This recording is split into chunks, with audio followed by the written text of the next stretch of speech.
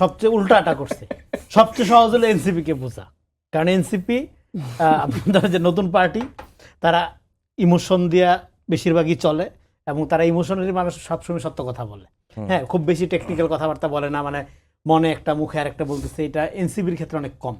হ্যাঁ, এনসিপি জামাতের জোটে যাইতো, জামাতের জোটে যাওয়ার সম্ভাবনা প্রবল ছিল, কিন্তু জামাত এখানে যেটা করছে তাদের প্রাইমারি আপনার ধরেন ফ্রেন্ডশিপ, আপনার সাথে আমি ধরেন ফ্রেন্ডশিপ যদি করি তো আমি কোন বেসিসে করব। প্রথম কথা হলো আমি আপনি আমার সাথে কমিটমেন্টগুলো কিভাবে রক্ষা করেন সেটার আলোকেই তো আপনাকে আমি বন্ধুত্বের মর্যাদা কতখানি দিব সেটা আমি ঠিক করব। তো প্রাইমারি পরীক্ষায় জামাত ফেল করছে।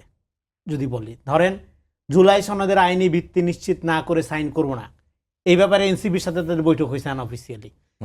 এইটা যদি উত্তর এইখানে যদি জামাত কোঅপারেট করতো বা এখানে যদি তাদের একটা ঐক্যবদ্ধ অবস্থান থাকতো, জাস্ট একদিনের মধ্যেই ওয়াক্ত বদল দিয়ে জজবাত বদল, তাহলে নেক্সট আলাপটা মানে জোটের যে নেক্সট আলাপটা সেটাতে যাওয়ার আগে আমি মনে করি এনসিপি এখানে একটা ওয়াইজ কাজ করছে।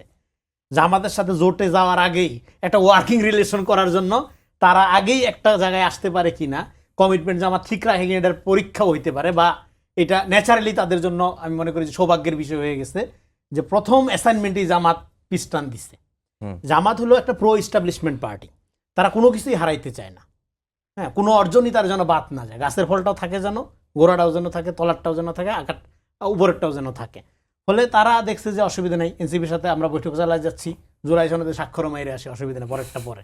হ্যাঁ, কিন্তু এইভাবে তো হয় না, এইভাবে তো ফ্রেন্ডশিপ হয় না।